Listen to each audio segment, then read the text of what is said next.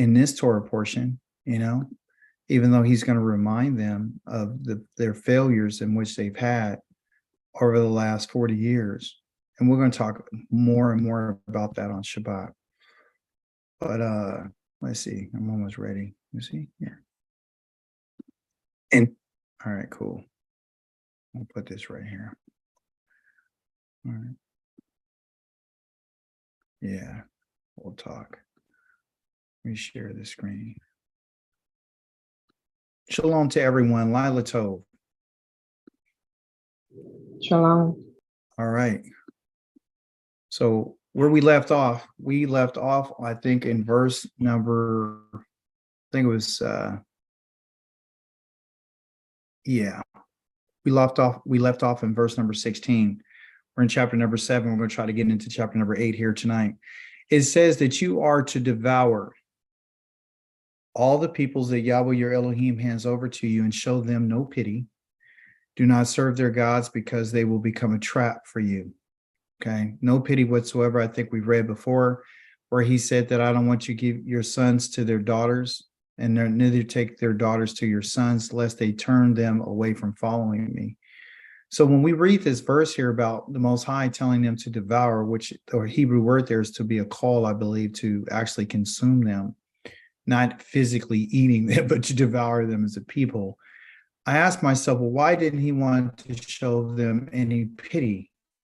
Why is it that he, at this moment in time, the Creator's brought out a people, and his whole intention is to destroy another people that are in part of these lands that were there before? They've had relationships with Abraham, they've had relationships with Yitzchak, and they've had relationships with Jacob. And yet the Most High has been bent on not showing them absolutely no pity and no mercy, and not to have anything to do and don't make any covenants with them. Just go in there, and anything that's breathing, I want you to put it to death. I mean, not in this in particular text, but he does tell us that anything that's breathing, oh no, it's right there. Let me see. You can't put in it. Yeah. Okay. So yeah, I want you to wipe them out. Well, that tells us a little bit about our Creator. What do you guys get from when he says, don't show them no pity? Why do you think he did that? Why do you think he's telling them this? I think he told them that because they were serving idol gods, and it would be so easy for the Israelites to do that, to follow their lead. It's not like they hadn't done it before. Mm-hmm. Right. So they just came out of a place where they were worshiping other gods. They are very vulnerable to that. We see that he also says that you guys are a stiff-necked people, and that, you guys don't listen. You've been rebelling. So in a way, the Most High is saying, I want you to remove everything that's in your way that possibly can cause you harm. And I don't think we look at it that way, so just looking at this, saying, show them no pity. It seems harsh, but I understand it now to mean that anything that could possibly cause you harm, you need to remove it. Just like he says, I don't think we got there yet. We're going to get there, where he says their gods that they have with silver and gold, don't hold those things. Don't have any things in your house. Verse number 17, if you think to yourselves, these nations outnumber us, and how can we dispossess them? Nevertheless, you are not to be afraid of them. You are to remember well what Yahweh your Elohim did to Pharaoh and all Egypt, the great ordeals in which you saw or yourself saw, and the signs, wonders, and strong hand and outstretched arm by which Yahweh your Elohim brought you out. Yahweh will do the same to all these people of whom you are afraid. So again, not the death threat, but to let them know, like, Yah is the one who's doing this. If you notice in the Torah, ever since we've been reading, I think in chapter number 7, verse number 12, you can continually see Yahweh's name. You see his name mentioned all the time, okay? So I want us to be aware of this. So what I'm going to do right quick is I'm going to go back up to verse number 12, okay? Because that's where our Torah portion starts. And I want you to see how many times the Most High's name is being used, okay? Yahweh your Elohim. Okay. Yahweh. Yahweh, your Elohim. Okay. See that? It's constant. He's just telling them everything that Yah is going to do. Verse number 18, Yahweh your Elohim. Verse number 19, right? Yahweh your Elohim. Then again, Yahweh will do the same to all the peoples of whom you're afraid. 20, Yahweh your Elohim. See how he keeps saying this?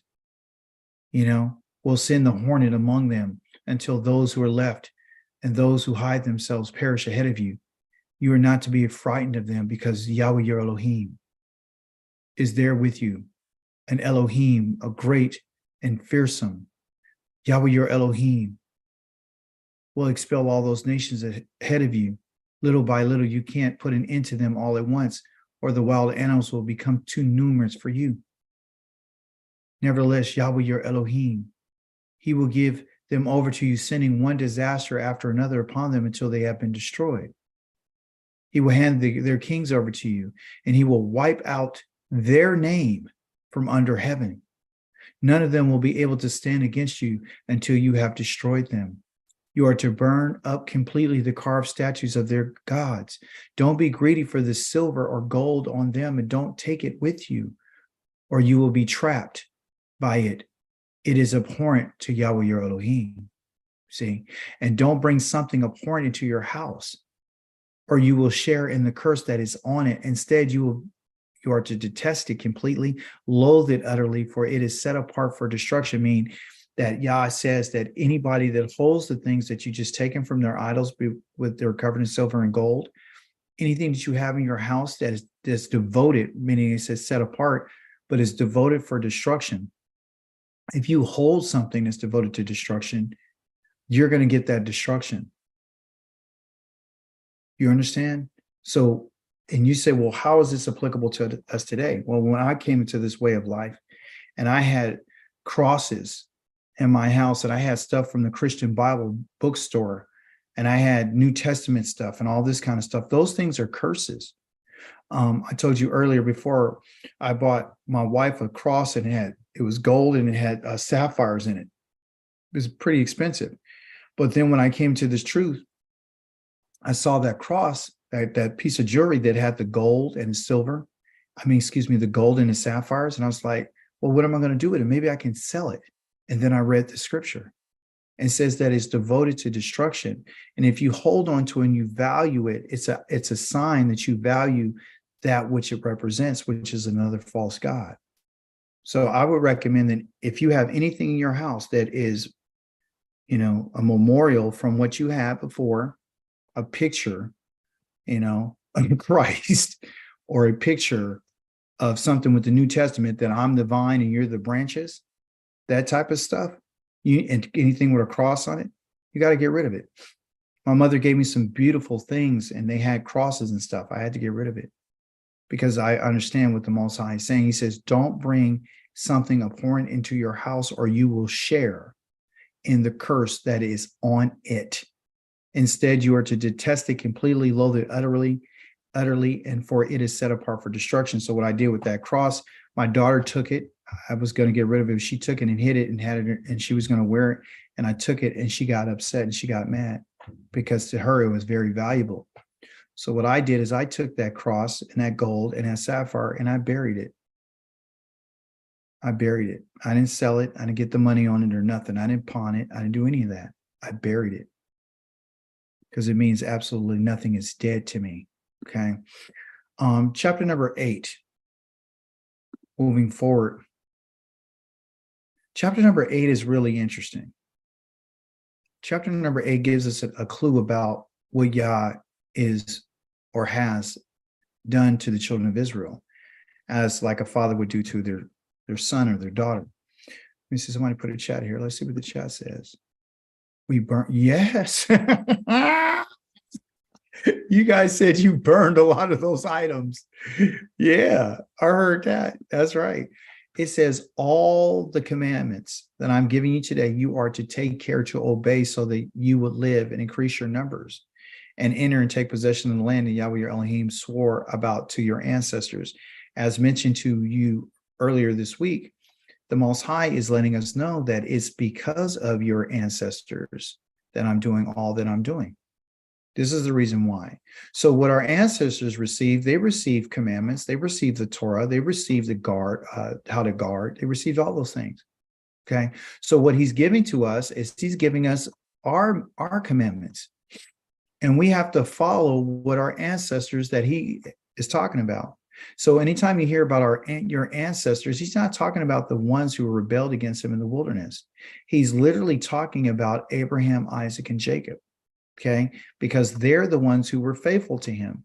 And so you and I are going to have to pattern ourselves after them if you and I intend on living and increasing our numbers.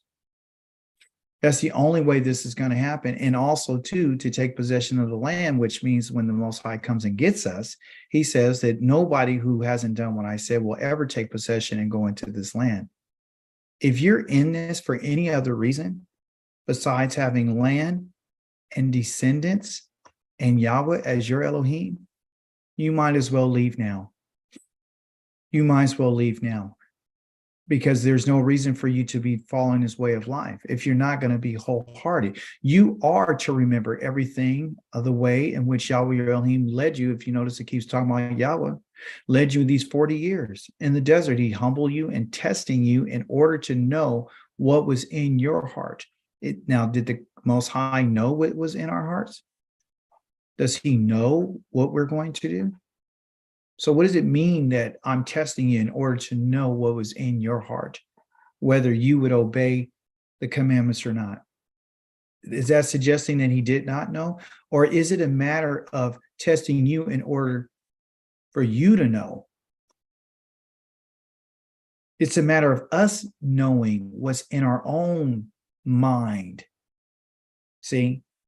And often the Most High puts us in positions because he knows, like, going back to the Garden of Eden, when he set them there, he put it there. Why would he put a tree of life and a tree of knowledge and good and evil and then tell him not to eat of the tree of knowledge of good and evil?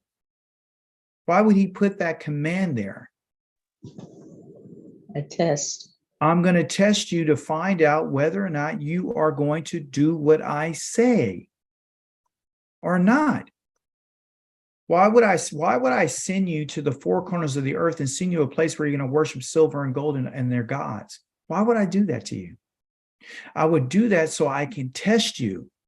I want to examine you. I'm going to examine your mind, or what they would say, your heart. I want to know whether or not that you love me. I want to know whether or not you're going to obey me. And I'm finding it just very difficult to understand, why is it so hard for us to give the Creator what he has asked for? It's not like he didn't give us a commandment or commandments. It's not like he didn't provide. He says he did this. He humbled you, allowing you to become hungry. I'm going to put you in these type of circumstances that I can find out whether or not you're going to trust me. That's the only reason. It's not like he couldn't have fed them. He put them in that position in order to find out whether or not they trust him. I need to examine you. I need to see, when I put you, if I touch your stomach, I want to know what you're going to do. Again, going back to what I said earlier, like the Most High is asking for our stomachs. I want your stomach. And your stomach in Hebrew is called your kai. And your kai is your life. I want your life. I want your appetite. And we find that hard to believe. Why would the Most High want a pouch that gets full with tacos, burritos, and chicken sandwiches, and steaks and ribeyes, cheeseburgers and French fries and milkshakes? Why would he barbecue, salad? Why would he want that? There's something about our stomach. If you notice in the garden, he said, don't eat of this. Everything that God does has an idea of examination and testing. He wants to know, right? if you and I are going to do what he says. He wants to know if we're going to trust him. He says, and then he fed you. After he gave them, he caused them to be hungry. He brought them to places that we've been noticing that they didn't have water. I bring you to places that didn't have any food. I bring you to places where there's no animals. I bring you to places where there were some streams. I brought you to places where there were wells. I brought you all these different places. And so I'm going to test you, okay, to find out whether or not you're going to listen and obey. And which neither you nor your ancestors had ever known. Moshe, prior to the Most High calling him and instructing him, he didn't even know about this bread. Nobody knew what Yah was going to do. Fed you with not a man, he fed you with manna. That's really called man right there. That neither you nor your ancestors have ever known, to make you understand.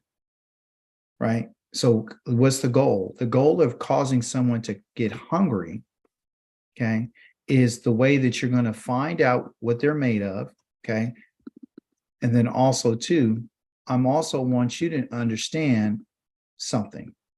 So the Most High has a purpose. The purpose for everything is to give us an understanding that a person, which is here in Hebrew is called Adam, okay, it's not just a regular soul. He says Adam. Adam is not going to live on food alone.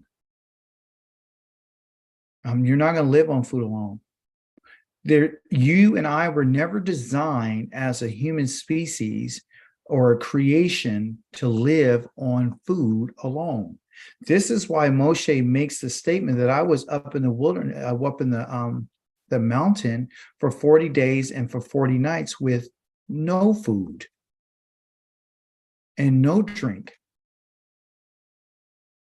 I gave you no food and no drink, okay, for 40 days. And I did it how many times? If you remember your Torah portion, how many times did he do the 40-day, 40-night, no food, no water? 3 times. He did it 3 times. 3 times? 3 times. That's 120 days total. Do you understand? And often when he did this was showing that, wait a minute, they have failed again. Now, points us right here, the man shall not live on this. But everything that comes from the mouth of Yah, and that word mouth right there is called your P. Okay, a pay and a yod, which is you can call P. Okay, and what the Most High is letting us know is this: when I created humankind, I didn't want them just to live off of what they ate in the garden. What you and I are going to live off of, everyone, is this. You're not going to live on food alone, but you're going to live on everything that comes from the mouth of Yah. And everything that comes from the mouth of Yah is a command. Sorry for the pen. The pen's not tripping or internet. You're going to live off a command. You're going to live off instructions. You see?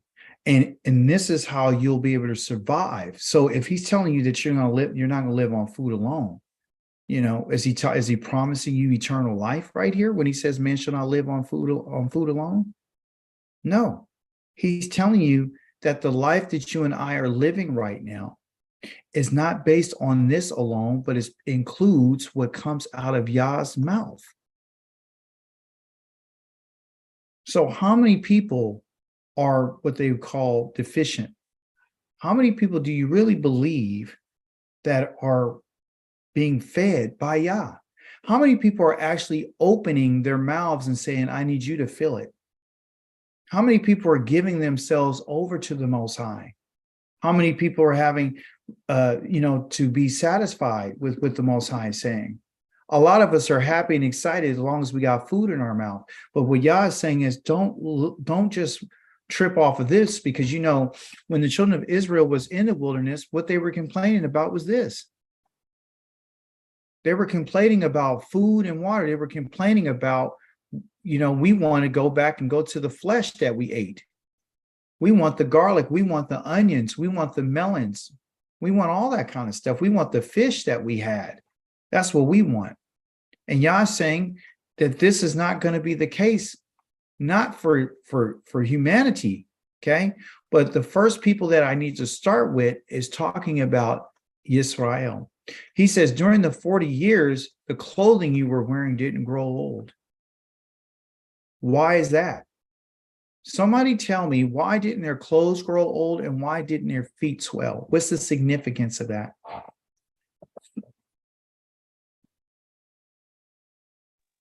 To show the power of Yah to keep them. And I'm going to show you my power. What else? Koti, I cut you off. I'm sorry. Go ahead.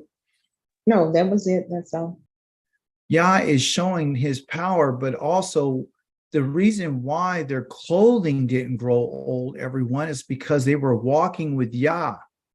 And when Yah was in their presence, there's this idea of them literally not being in what you will call a state of corruption.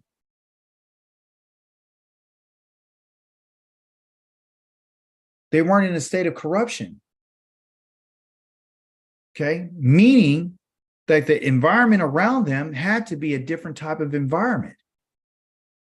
Because by, nature alone, that things get old and things wear out. They're walking around a wilderness and their clothes didn't even grow old. The stitches didn't come out and their feet didn't swell up.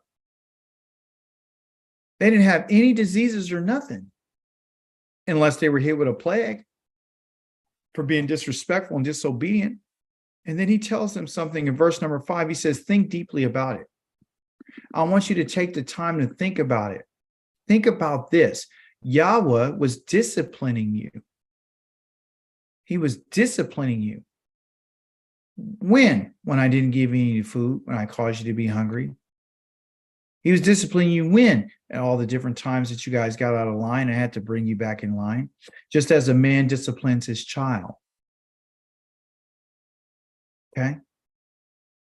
Not his wife, his child. Not his friend, his child. See? So he says, obey. Okay, obey the commandments. Going back to what he mentioned about Yah's commands, go back and he says, obey the commandments of Yahweh, your Elohim. I'm asking you to leave the ways in which you were used to and saying, this is the reason why I'm telling you this, is because Yah has taken what they would call an interest in you. The only time Yah does some disciplining is because of what you and I are to the Most High. The relationship with us is in many different facets, but here he says like a child. And you know how children are. Children have to be corrected. They have to have their heads turned in the right direction. So listen what it says, living as he directs. Isn't that what's funny that he said he disciplined and all of a sudden discipline means to turn your head. And he says, as he directs. I need to have you turn to the direction that I want you to go to through the commandments. And I'm also want you to understand that you need to fear him and him alone. For Yahweh, your Elohim, is bringing you into a good land, a land with streams, springs, and water welling up from the depths in valleys and on hillsides. And then he begins to tell us about this land. He says it is a land of wheat and barley and grapevines and fig trees and pomegranates, a land of olive oil and honey, which they will call these the 7 divine blessings of the land from the Most High. 1, 2, 3, 4, 5, 6, and 7. 7 meaning the oath, meaning something complete, okay? And these are the things in which the Most High says, I'm going to give you that goes along with the land. He says it is a land where you will eat food in abundance and lack nothing in it. You're not going to lack anything. A land where stones contain iron and hills can be mined for copper. So all the vessels that you would make, you're going to find your vessels in the hills that can be mined for you. When you have the iron, you can have that for some of your other vessels. You can have that for your weapons of warfare. Okay. You have your stones to build your houses. So you know your houses are going to be strong. You know the copper is a great conductor for energy. So if you put some hot water inside of some copper or you boil it, it's going to stay hot for a very long time. If you put something cold in it, it's going to stay cold for a very long time. And there's also health benefits that come off of copper. Like we have copper cups that we drink out of. You see, because there's that copper metal that gets into your bloodstream, and that's supposed to energize you. Do your research, find out about copper. Copper is excellent. It says, so that you will eat and be satisfied, and you will bless Yahweh, your Elohim, for the good land that he has given you. Now, you're going to bless Yahweh after you're satisfied. And that's where the idea comes from. When we're Christians, we're supposed to pray before we eat and ask him to bless the food and ask him to protect the food and all these sorts of things. But in the Hebrew understanding, you're going to eat first, and then you're going to bless the Most High. You're going to bless Yahweh. Why? Because your stomach is full. And if your stomach is full, according to what we understand about our stomach is life. That's your life. And that's when you're having a good life, is when you're satisfied, where you can eat as much as you want. Okay. Verse 11, be careful not to forget, which is shakak. You are not to forget Yahweh your Elohim by not obeying his mitzvot, his rulings and regulations I'm giving you today. So Yah looks at us abandoning or forgetting these things, right? If we forget Yah, that means that we're not going to do these things. You're not going to do the mitzvot, the rulings and regulations. Well, I thought, Kika, that you told us that the basic thing we need to focus on is the berith, right? Talking about the covenant is true. But I told you that I want you to remember, and I need you to rehearse what these are. The ones that you can do, you do. You cannot eat pork. You don't have to rob anybody. You don't have to, be dishonest. You don't have to break faith with your friend or your wife or anybody. Those are the things that we can do, because listen what I'm about to tell you. If you're not doing these things and you're not putting these into practice, you have forgotten Yah, your Elohim. That means that you've forgotten the God of your fathers. And the reason why Yah is sharing this with us is because he doesn't want you to forget the God of your fathers. He is the Elohim that brought our fathers out of their lands, and he brought them to the land that he shared with them, and they obeyed what he said, and they had challenges just like you and I. But Yah has attached himself to our fathers through his love, which we're going to talk more about on Shabbat. And so for us to emulate our fathers, we cannot forget Yah, and we cannot forget his commandments, his rulings, and his regulations. He says, otherwise, after you have eaten and you are satisfied and you built fine houses and you lived in them and increased your herds, your flocks, your silver, your gold, and everything else you own, you will become proud-hearted, meaning you're going to lift up your mind. Your brain is going to be lifted up, and you're going to forgetting Yahweh, your Elohim, who brought you out of the land of Mizraim, where you lived as slaves. Why is this the theme that Yah keeps talking about? Somebody tell me, why does he keep saying that I'm the one who brought you out, I'm the one who brought you out, I'm the one who brought you out? You used to be a slave. I used to be a slave. Why? Why does he keep saying this? I think to reinforce, because a lot of them did not even believe it was he that brought them out. Right. And also, too, the Most High is giving this as a reminder to us to let us know that just like I'm the one who brought you out, I'm the one who caused you to come out of your slavery, I'm going to be that same one that's going to bring you out your slavery. It's kind of like Yah giving us the answer to the test, because we are being tested. So when it talks about, remember, he keeps talking, I'm the one who, relative pronoun, I'm the one who brought you out. Okay, so no one else is going to bring you out of your slavery. No one else is going to deliver you. No one else is going to defeat your enemies. No one else is asking. Listen to me carefully. No one else has asked us to do this. They haven't told you and I to do this. If you notice, the New Testament never said, keep these laws, statutes, and commandments and these moedims and the Shabbat. Never told you to watch your diet, never told you not to do certain things that are written in the laws of Yah. Why would this person come and change these things? And why does the Most High ask the question, who is this person? Who is this rock that you've been crying out to? Who is it? I don't know him. Let him get up and save you. You see? So once they at this time, they did get satisfied. They did get complacent. They did have big houses. They had all this kind of stuff. They had all the blessings that he told them that you would have. And as a result of it, they became proud-hearted. And they forgetting Yahweh, their Elohim, who brought them out, where they lived as slaves. Who led you through the vast and fearsome desert with poisonous snakes, scorpions, waterless, thirsty ground, and who brought water out of the flint rock for you. Who are we talking about? Yahweh, your Elohim. Who's been talking to us this whole time? Yahweh, your Elohim. How many times? Yahweh, your Elohim. That's why I told you when you read the Torah, look for these things. It's a reason why. Do they not know Yahweh's name? People talk about his name doesn't matter. His name matters. His name is mentioned, like what so far I've seen, over 10 times. So far, over 10 times. He keeps making mention of Yah's name because they're about to go into a land and they have to have this in the forefront of their minds about who it is that's with them, who it is that's been taking care of them, who it is that's been feeding them, who it is that's took water out of a rock, who it is that brought them out of their slavery, who it is that defeated their enemies. He fed you in the desert with manna. He's saying this again. He just said it. Unknown to your ancestors. This is the second time that he said it, all while humbling and testing you in order to do you good in the end. Why is he repeating what he just said?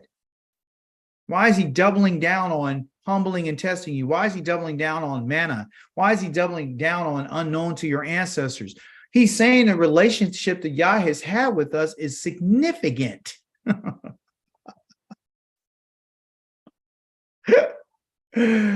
The relationship that Yah has had with us, hear me, he never told Abraham, Isaac, and Jacob, our fathers, his name in the sense like, I'm going to deliver you.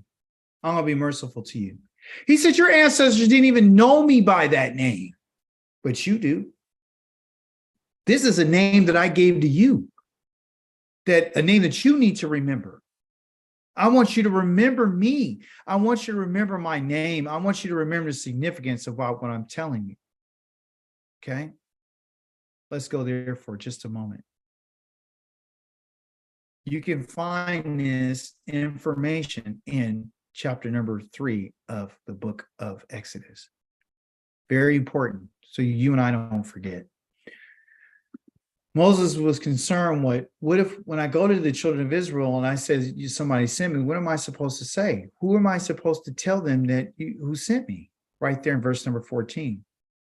Or actually right here in verse number 13. Get rid of this.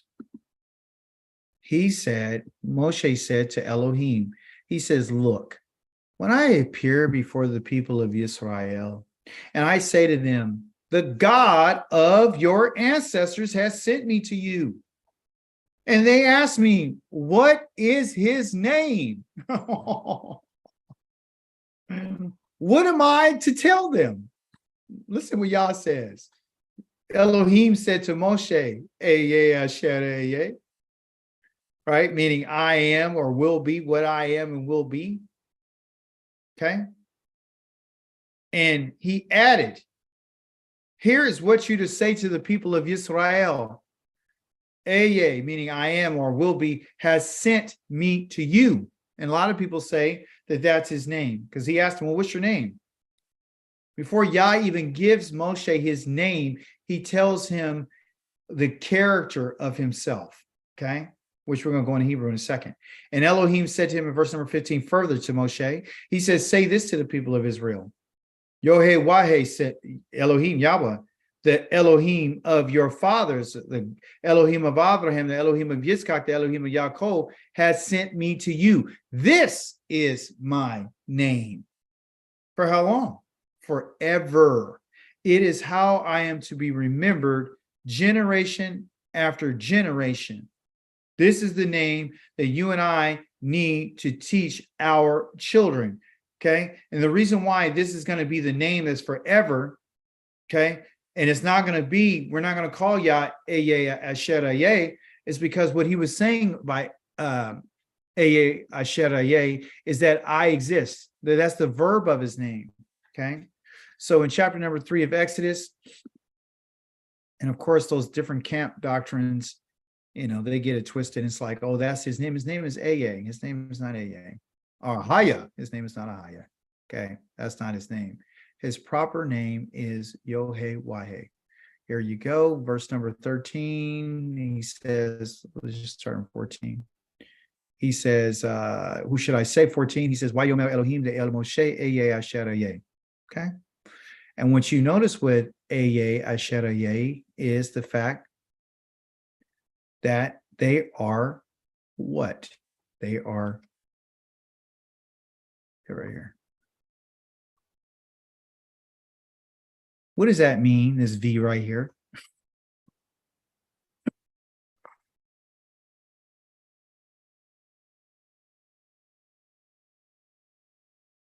It's the verbs of his name. That's the action. He's telling you what his actions are. When he says I, okay, imperfect, I will be. The root right here is Haya. Haya. Okay. And it means to be. Okay. Now here's the crazy part. Here's the real trippy part. If Yah's talking about that he will be, because the letter Aleph is in front, meaning I, okay? And they have I am, so it could go along with Christianity, okay? This is not I am, this is I will be. I will. That's what the Aleph is in the front of that word. And then I will what? Haya, and Haya means exist. It's I will exist, or I will be, or I will become, okay? Who I will be. Interesting, all right? And then he gives his proper name, Yohe-Wahe, right? Which is not the verb of his name, but it is the noun of his name. It's a proper noun because it's describing him, which has those letters in it, right? So when he says right here, verse number 15, and he said, Old Elohim again to Moshe, Kol Tomar El B'nai of Yisrael. That's what he said. Now, they have it in English where they go Yohe-Wahe, right? But that's not what he said. He actually spoke his name to him right here. The letters are not separated. They're all together, okay? So he says, I'm the Elohim, the Elohe of your fathers. Everybody that we've been talking about, which is Abraham, Isaac, and Jacob, right? So in that word, Yohe-Wahe is this word called Hawa, okay? And guess what? Hawa and Haya, they share the same parent root, which are the two Hays, okay? The same, okay? The two Hays. The two Hays together, because that's what you'll find when you look at its root system, you're going to find the two Hays, okay? And the two Hays are going to tell you, which I think we should go there. We have some time.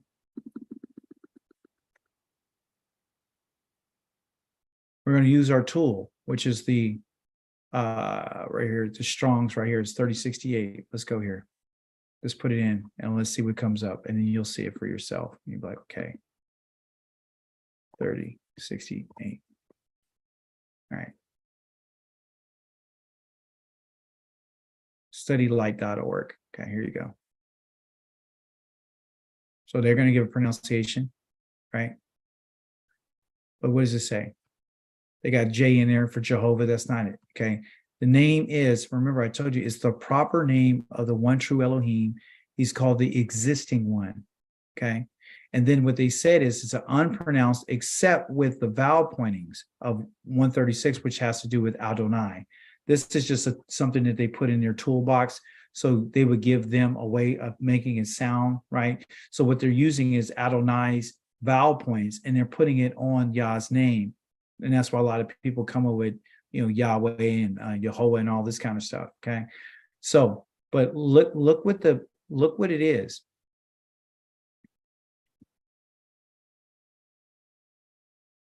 Where is it at? I have to show it. It's not showing right here. It's not showing. Okay, I think I gotta go to we're gonna go to my weapon. I'm gonna give you my weapon. Hold on. I'm going to my toolbox now. I appreciate that. I really want to show it to you. Where is it at? Hebrew lexicon. Here you go. All right. Come on. All right, here it is. I just gotta go there.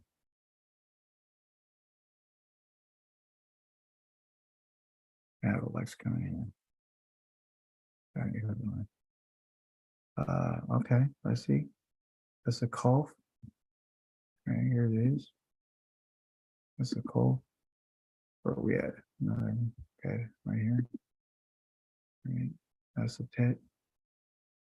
A little bit further down, right here. Cat. Okay, we're close. All right, Zion. Zion. Okay. Right here. Zion. Sorry, guys. I don't have the code. Okay, so Dalit. Hey. Dalit. Hey. It's because right here. All right, here we go. Those are the Dalits. All right. Here's a hey. Okay, good. All right. So can you guys see what I got in front of you? Right? Can you see it? It says hey at the left-hand top. Yes. Okay, good. So I'm gonna scroll down, and these are all like 1094 is gonna have, the hey in the bet, right? Which is abstract for love. That's where you get your word aha from, what love, and talks about what love is. Then we're gonna go find these two letters, these two heys. Okay, so this is a gimel, right? And we're gonna go from there, one there. Okay, here it is. Starting right over here, 1097. 1097. This is the root of Yah's name. This is the root of existence. Okay. The action of this in particular root, parent root, is to breathe. Okay. That's the action. The concrete has to do with breath. Right. So now we're getting something physical. We're not just going off of just the abstract of existing. Because what is to exist? Exist means to have breath and to breathe. So based on this alone, what is the Most High saying about his name?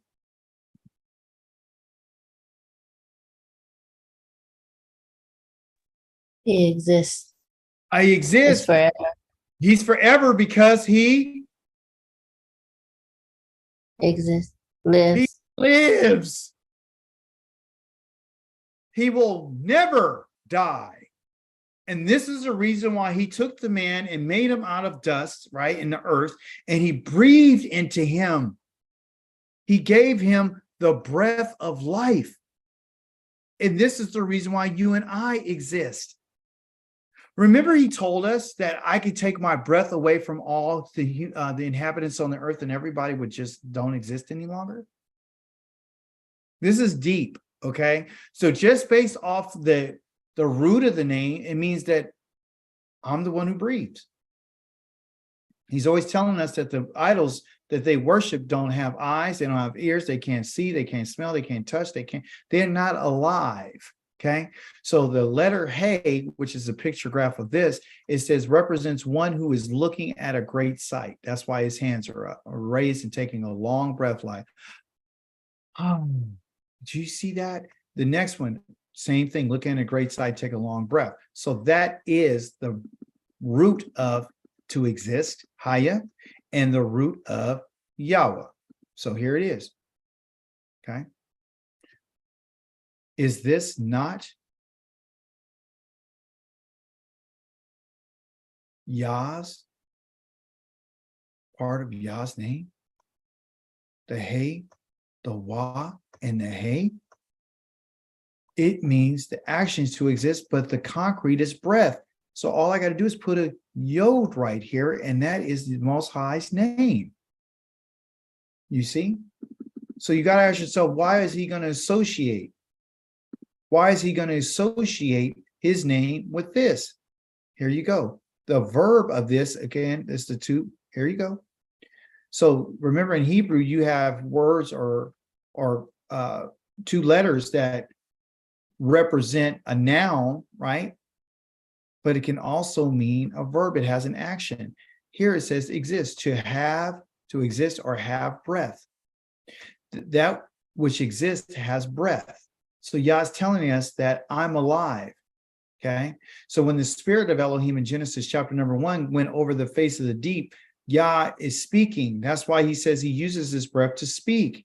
And that's why everything came to existence. It said in the Hebrew thought, the breath is the character of someone or something. That's your character. Just as the man has character, so does objects, right? Okay. Then there's that word Haya.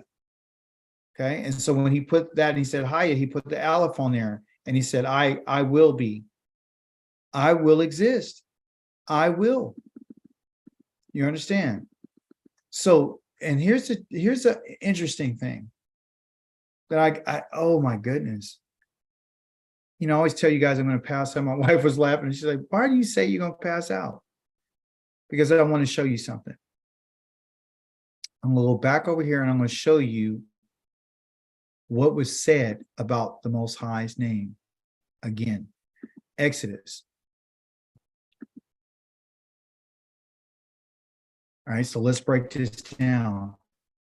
It says, he says, when you send me, what should I say to them? Verse number 14, why you marry Elohim El, reading from right to left, this is what he said. He told Moshe, Eye,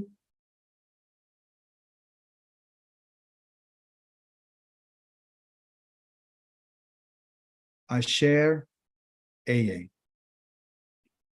Not I am, I will be. Or I will exist. So, why did he say it this way? 1 and 2. Why did he say that? Why did he say Eye, Asher, Eye? Why he just didn't say Eye? Why didn't he say I will exist just one time? Why is he saying it twice?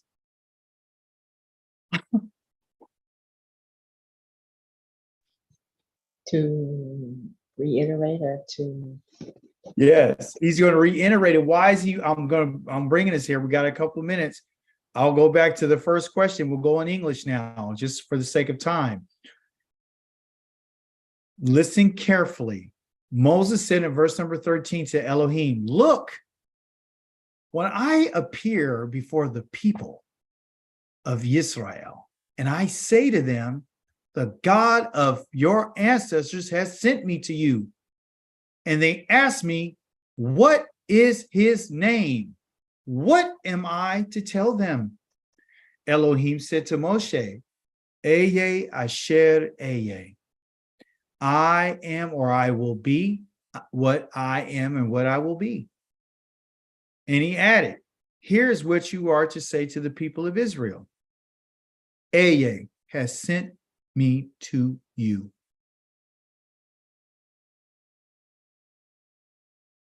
The reason why the Most High is saying this in this way, everyone, I want you to hear me and hear me well.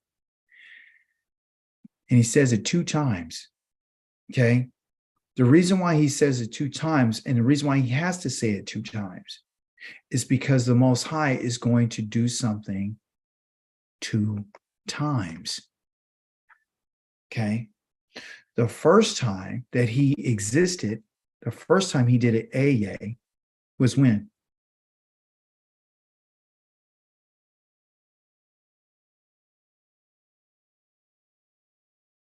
When's the first time that he was anything to them? Where he showed himself to them? When he revealed himself to them? When they were in Mitzrayim.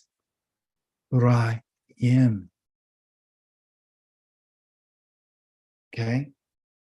That means I will exist. I will be. I will breathe. You will know me. Because they ask, well, who? They're going to ask me. The people of Israel are going to say, the God of your ancestors sent me. They're going to ask him, what is his name? His name is not Eye. He's telling you the action of his name. So he mentions this action 2 times. I will be what I will be. This word right here could be relative, that I am what I am, right? The second time is when the Most High is going to come and get you and I. That's the reason why he's mentioned it twice. This is the reason why it's mentioned 2 times. Okay? Because all he had to say is, Eye, I will be, has sent me. He didn't say that. He said, Eye, Asher, Eye. I will be and I will exist. What, and this again could be for or that I will be or exist to you. So the first time he was and did exist to them was when they were in Mitzrayim, when Moshe went and he revealed, and he says to Most High, I appeared before the people, and they asked me, who sent you?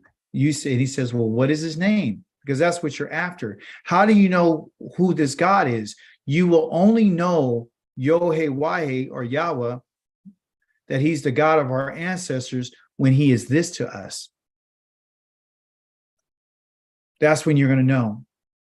That's why he's always saying that that's when you're going to know me. You're only going to know me when I appear to you. That's when you're going to know that I am. And this is the reason why he keeps mentioning he's the one who brought you out. Yes, Sister Pam. And it just came to me too that I am is present tense as when he first appeared. I will be is when he will come. Yes. Yes. It's only when he comes that's when he reveals his name. Because when you look at his name, check this out. Now put the piece together. When you look at his name, right, and it's still in the same chapter, he said, I didn't reveal myself to your ancestors like this. Your ancestors don't know me as Yod-Heh-Wav-Heh. They don't know me.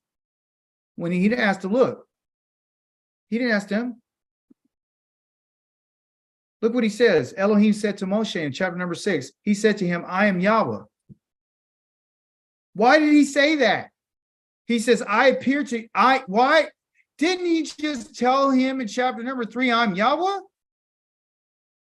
Then he says here, verse number 3, I appeared to Abraham, Yitzchak, and Yaakov as El Shaddai, although I did not make myself known to them by the name Yahweh. I never let them know this name in a sense of them understanding what Yahweh means. When I will exist. So when his name, within the name Yod-Heh-Wav-Heh is the letters Hawa, meaning to exist or to be, is the same root. So when you go to chapter number 34, when Moshe was begging him to show him his glory and tell me who you are, chapter number 34, he says this. And our ancestors didn't know this. Yahweh passed before him, talking about Moshe, and proclaimed Yahweh. He didn't say Yod-Heh-Wav-Heh, he said Yahweh. Then he said it again, Yahweh. Then he said, is Elohim. Merciful, compassionate, slow to anger, rich in grace and truth, showing grace to 1,000 generations, forgiving offenses, crimes, and sins, yet not exonerating the guilty, but causing the negative effects of the parents' offenses to be experienced by the children and the grandchildren to the 3rd and 4th generations. And then Moshe bowed his head to the ground. He prostrated and said, if I found favor in your view, master, then please let the master go with us, right?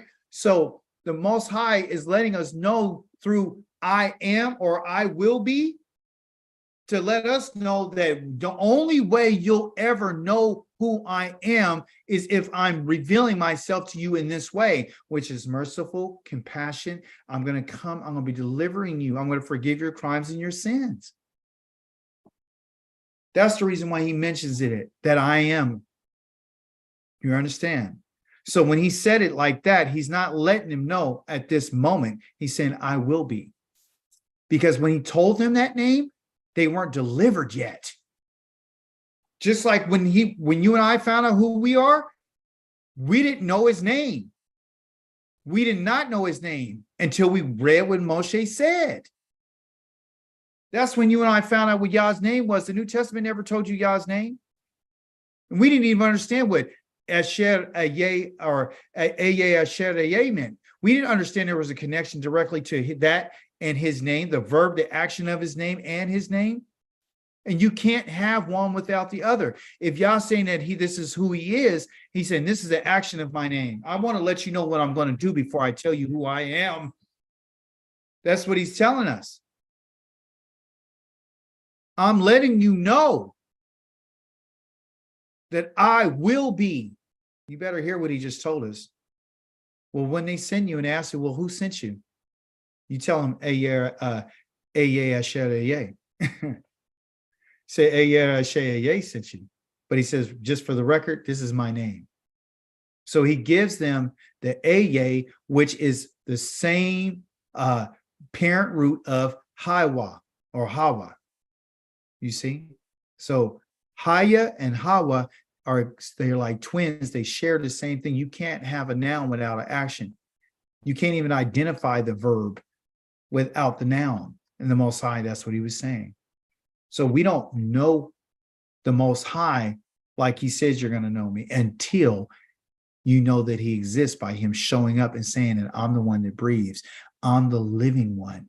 That's when you'll know me. Then you'll know that I'm living up to my name. Then you'll know I'm living up to my reputation. You hear what I just told you? Praise be to the living Elohim Yahweh.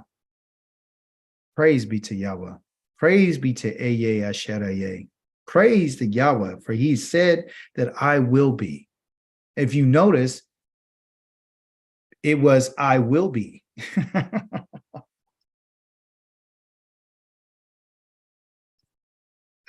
I will be that I will be. I'm the breath. I'm the existing one. Praise be to the living one. Oh, hallelujah. Thank you guys for sharing your time with me tonight. Any questions, contributions before I let you go? Kept you over 2 minutes, but I had to get that off.